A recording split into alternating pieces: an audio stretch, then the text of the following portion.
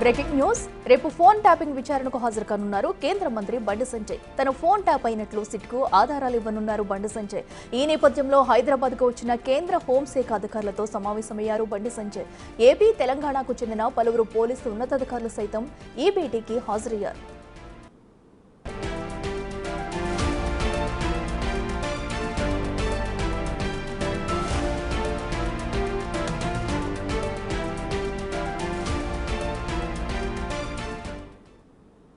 ఇదే అంశానికి సంబంధించి మరింత సమాచారం మా ప్రతినిధి సురేష్ లైవ్ లో అందిస్తారు. సురేష్, చెప్పండి, రేపైతే ఫోన్ ట్యాపింగ్ కేసుకు సంబంధించి బండి సంజయ్ అయితే విచారణకు హాజరు కానున్నారు.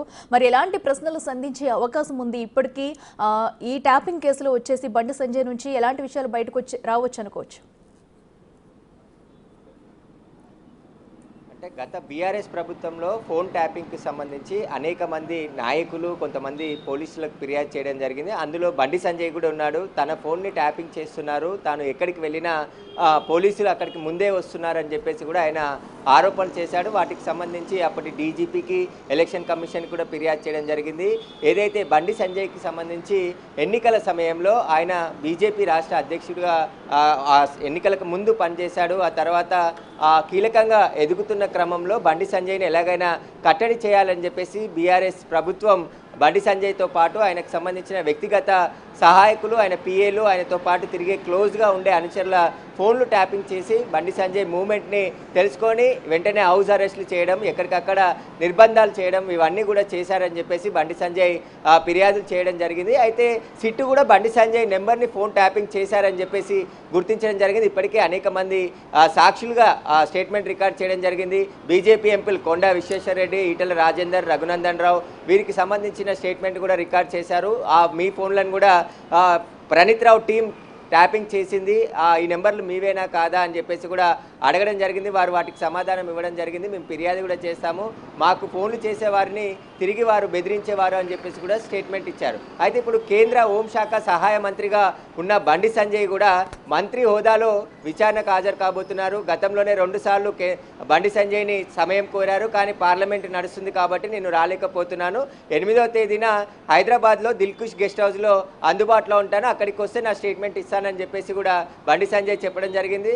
బండి సంజయ్ కాదు, బండి సంజయ్కి సంబంధించిన వ్యక్తిగత సిబ్బంది, ఆయన అనుచరులు కూడా స్టేట్మెంట్ ఇస్తారు, సిద్ధంగా ఉంటాం మేము, మీరు అక్కడికి రండి అని చెప్పేసి కూడా ఆయన చెప్పడం జరిగింది. అయితే రేపు బండి సంజయ్ని స్టేట్మెంట్ రికార్డ్ చేసుకోవడానికి Jubilee Hills ACP Venkatagiri Dilkusha guest హౌస్కి వెళ్ళి అక్కడ స్టేట్మెంట్ రికార్డ్ చేసుకుంటారు. ఆ తర్వాత బండి సంజయ్ మీడియాతో మాట్లాడే అవకాశం ఉంది. అయితే బండి సంజయ్ ఈరోజు హైదరాబాద్కి కొద్దిసేపటి క్రితమే శంషాబాద్ ఎయిర్పోర్ట్ చేరుకున్నారు. అక్కడికి చేరుకున్న కొద్దిసేపట్లోనే కేంద్రానికి సంబంధించిన ఎవరైతే హోంశాఖ అధికారులు ఉంటారో వారు కూడా చేరుకోవడం జరిగింది. ఇక ఏపీ, తెలంగాణలో పనిచేసిన రిటైర్డ్ ఐపీఎస్లకు సంబంధించి కూడా సమావేశం ఒకటి ఏర్పాటు చేసుకున్నారు. రేపు ఎలాంటి సాక్ష్యాలు ఇవ్వాలి, ఎందుకంటే ఫోన్ ట్యాపింగ్ సంబంధించిన ఆధారాలన్నిటిని కూడా ఆయన కేంద్ర హోంశాఖ సహాయ మంత్రిగా ఉన్నాడు కాబట్టి వాటికి సంబంధించిన ఇన్పుట్స్ అన్నీ కూడా తెప్పించుకుంటున్నాడు. ఆ తర్వాత స్టేట్మెంట్లో చెప్పాల్సిన విషయాలన్నీ కూడా, ఎందుకంటే సాక్షిగా స్టేట్మెంట్ ఇవ్వబోతున్నాడు కాబట్టి ఫోన్ ట్యాపింగ్కి సంబంధించిన ఆధారాలను కూడా అందించేందుకు సిద్ధమవుతున్నాడు. వాటికి ఏమేమి చెప్పాలి, వాటికి సంబంధించిన వివరాలన్నిటిని కూడా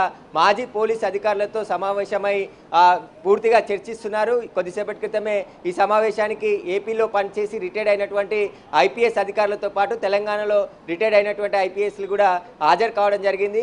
బండి సంజయ్ చాలా కీలకంగా వ్యవహరించాడు తెలంగాణలో. గత బీఆర్ఎస్ ప్రభుత్వంలో ఎక్కడికక్కడ ఉద్యమాలు చేయడము, మూమెంట్లు చేయడము, బీజేపీలో జిహెచ్ఎం ఎన్నికల సమయంలో బండి సంజయ్ కీలకంగా వ్యవహరించి అత్యధిక సీట్లు తెప్పించగలిగాడు. కాబట్టి ఎన్నికల్లో బండి సంజయ్తో ప్రాబ్లం అవుతుందని చెప్పేసి ముందే కేసీఆర్ పసిగట్టి బండి సంజయ్కి సంబంధించిన మూమెంట్ని తెలుసుకోవడం కోసం ఆయన ఫోన్ నెంబర్లని ట్యాపింగ్ చేశారని చెప్పేసి కూడా ఆయన ఎన్నికలకు ముందే ఆయన ఆరోపణలు చేయడం జరిగింది. ఇప్పుడు ఆ ఆరోపణలు చేశాడు కాబట్టి గతంలో ఎవరైనా బెదిరింపులకు గురి చేశారా వాటికి సంబంధించి, ఎందుకంటే ఆయన బీజేపీ రాష్ట్ర అధ్యక్షుడిగా పనిచేశాడు తెలంగాణలో, చాలా కీలకంగా జిల్లాల పర్యటనలు చేశాడు.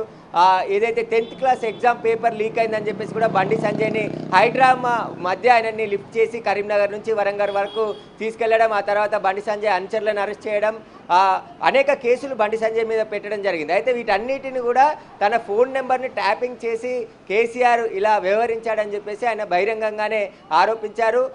సిట్ కూడా ఇప్పటి వరకు వెయిట్ చేయడం ఏంటి, అసలు కారకులైనటువంటి నాయకులపైన చర్యలు తీసుకోవాలని చెప్పేసి బండి సంజయ్ కామెంట్ చేశాడు. కాబట్టి ఇప్పుడు సిట్టు దర్యాప్తు కొనసాగుతుంది. ఇప్పటికే సుప్రీంకోర్టులో మొన్న 5వ తేదీన ఫోన్ ట్యాపింగ్ అంశంపైన విచారణ జరిగింది. అయితే ప్రభాకర్ రావుకున్న రిలీఫ్ని ఎత్తివేయాలి, ప్రభాకర్ రావు విచారణకు సహకరించట్లేదని చెప్పేసి పోలీసులు దాంట్లో కౌంటర్ దాఖలు చేయడం జరిగింది. విచారణ 25కు వాయిదా వేసింది సుప్రీంకోర్టు. 25వ తేదీన ఫోన్ ట్యాపింగ్ కేసుకు సంబంధించి సుప్రీంకోర్టులో మరొకసారి విచారణ జరగబోతుంది. ముందస్తు బెయిల్ ఇస్తుందా ప్రభాకర్ రావుకి, లేదంటే ఆయనకున్న రిలీఫ్ని ఎత్తివేస్తుందా అనేది కూడా ఈ నెల ఆగస్టు 25వ తేదీన తెలుస్తుందని చెప్పేసి కూడా పోలీసులు చెప్తున్నారు. అయితే ఇప్పుడు బండి సంజయ్ స్వయంగా విచారణకు హాజరవుతున్నాడు కాబట్టి ఆయన ఏ అంశాలని పోలీసులకు అందజేస్తాడో, అతని దగ్గర ఉన్నటువంటి ఆధారాలు ఏంటి, వాటన్నిటికి సంబంధించి కూడా కీలకంగా ఉండబోతుంది. సిట్టు కూడా దూకుడుగా ముందుకు వెళ్తుంది. దీనికి సంబంధించి విచారణలో అనేక మంది ఇప్పటి వరకు సాక్షులుగా స్టేట్మెంట్ రికార్డ్ చేయడం జరిగింది. కాబట్టి ఇప్పుడు బండి సంజయ్ ఇచ్చే స్టేట్మెంట్ కూడా ఈ కేసుకు చాలా కీలకంగా ఉండబోతుంది.